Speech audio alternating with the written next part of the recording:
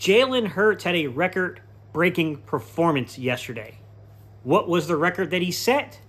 Simply put, he became the NFL's first quarterback, the first dual-threat quarterback to score multiple touchdowns in consecutive games while also maintaining a passer rating above 100. Jalen Hurts, and by proxy, when I say Jalen Hurts, I really, it includes Kellen Moore. When I say Kellen Moore, by nature and by proxy, that also includes Jalen Hurts, they cooked yesterday.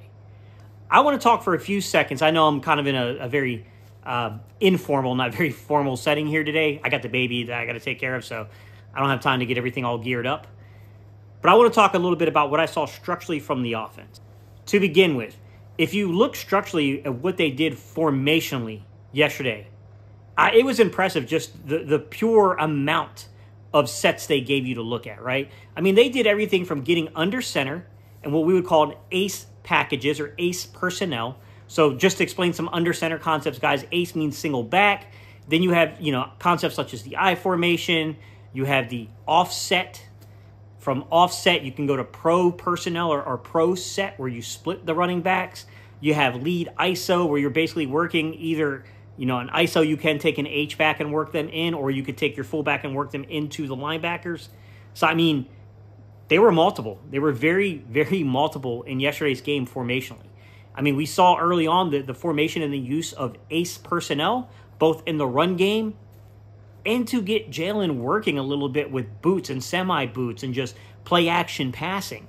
Now, it didn't always work out. I mean, we had a couple of gaffes in terms of the timing of the play, but we can definitely see that conceptually speaking, guys, some of y'all were skeptical about this. There's no way you deny it now, guys. Cannot tell me you don't see it now. They're expanding the offense. It is quite obvious the offense is being expanded at this point, okay? Some of the things that I saw. Late in the game where they fall into that 4-minute offense, what do? They bring in Ben Van Sumeren, and they go into that offset under center offense. It's a 4-minute formation of offense, right? You're trying to milk the clock. And no, it doesn't mean you have to be with only 4 minutes in the game. It means you're basically trying to take up as much time as you can, guys. You're talking about long, sustaining drives that basically put your opponent away. Man, I love what I'm seeing from this Philadelphia Eagles team. If we go and we take a look at what they did from under shotgun, let me define shotgun offenses for you guys. Shotgun offense normally means your quarterback is 7 yards off of the center. Now, there can be some variation to this, right? You can have a quarterback who's 6 yards. You have a quarterback that's even 5 yards. But generally speaking, for the vast majority of offenses out there, it means your quarterback is going to be 7 yards off of the center, okay? Now, if you look at your running back, it's going to tell you a lot between the placement of your running back and your tight end. This stuff comes from the run and gun and the K gun. So the Marv Levy, Buffalo Bills, 80s and 90s offenses. And then also, the Kevin Gilbride, the June Jones, and those guys over there in Atlanta and what they did with the, the run and shoot. These concepts. So you'll have a concept to where you have the tight end and the running back on the same side of the field. Simply put, guys, that is called an A gun. When you have the running back and the tight end on opposite sides of the formation, when I say the field, I mean formation, that's a B gun. What did I see from the A gun, guys? A lot of eye candy. A lot of eye candy and a lot of optionality to the offense. One of the first things I noticed was consecutive plays within a drive to where they gave you the same look, but they played differently off of it. To begin with, what they're basically running here is a halfback pitch with an option for the quarterback, and then also you have that kind of built-in bubble screen action on the back end here. On the first play, they don't elect to take that bubble screen. They elect to do the pitch, and I do think that the angles were there. It's just basically Fred Taylor doesn't quite successfully work up to the second level and cut that linebacker off. But if he cuts that linebacker off at the second level, I would return to this play, but I'm getting to, guys. I do think that there's some meat on the bone with that play. And then later on in the game, we see this again where they're in this A-gun, okay, formation. But this time, Jalen's going to get the ball into Devontae Smith. I don't think that A.J. Brown was expecting that. I think he thought that was going to be a pitch again. He thought they were going to work the same play. Jalen notices the way the linebacker's playing everything, and he sees the safety at that next level and really thinks to himself, by the time the safety can get in to help on this play, Devontae's going to have a pretty good opening, gainer here. Unfortunately, A.J. misses the block and then gets shut down in the backfield. I saw that kind of stuff there.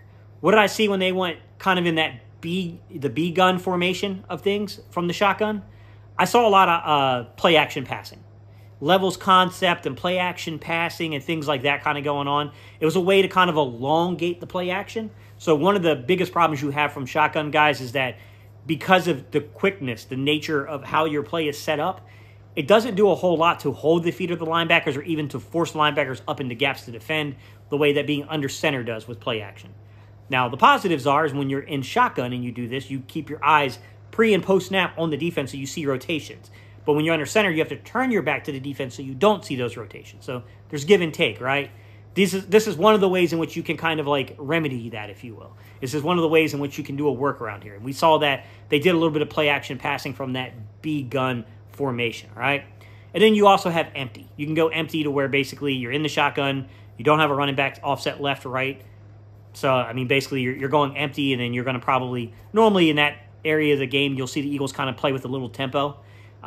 They'll probably go no huddle at some point. If you see that repeated too many times, you'll probably have a pretty good indication that they're going no huddle at that point. Not always. Sometimes you can huddle up and still go, kind of empty set. But with the Eagles, there's that Tom Brady element to where they want to play that, mid-2000s Brady-type offense to where they would go no huddle and then they would go, empty backfield. We do see that in Philadelphia quite a bit as well. And then last but not least, some things I saw formationally from this offense, pistol. And I don't think pistol was overly successful in this game. That's just kind of the nature of things. Like, not everything's going to work, guys. But, pistol gives you that variation to where it's not as deep. You're 4 yards deep as the quarterback. So you're 4 yards off the center as the quarterback in pistol. 7 yards in shotgun, 4 yards. And then the running back's behind you, a few yards behind that. So it does give you a little bit of semblance of, like, you still have to turn your back to the defense for a split second. But it's not as long as when you're getting the footwork and the steps down for an under center offense. So it's kind of a nice happy medium between being in shotgun and being under center, but still gives you some of that versatility of maybe not being able to easily indicate and pick up on where the running back's going, whether it's play action, things like that. It didn't work so well today in today's game, guys, to be quite honest. Both of the plays that I kind of had marked, they weren't the most successful plays. There were some timing issues. We ended up running into one of our own offensive linemen. Things like that kind of happened. Crap's going to happen in a football game, guys. It is what it is. What I will say is this. This was an incredible performance. Jalen Hurts, this was Jeff Carr tweeted this out, 6 of 6 across the middle of the field for 102 yards and a perfect passing rating of 158.3. Yeah. Did you notice the quick game? Did you notice some of that Kellen Moore influence, guys? Not just across the middle. That was definitely part of it in the third quarter, those quick timing plays across the middle of the field. Definitely hitting some slants, hitting some in-breaking routes, things like that. There's definitely some work around the hash marks.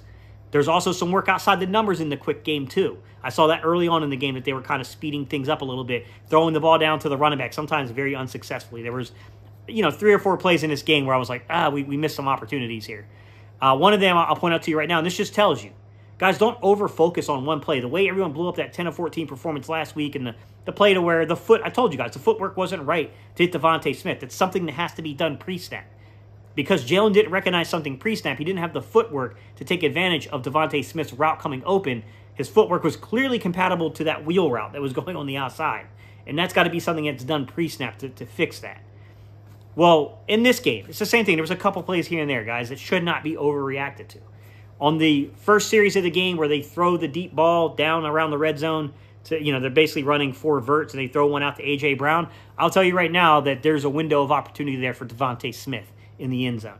Devontae does get a couple steps on his defender. Things happen in the game, guys. You're going to miss some. Even Brady missed some reads. It happens, guys. It is what it is there.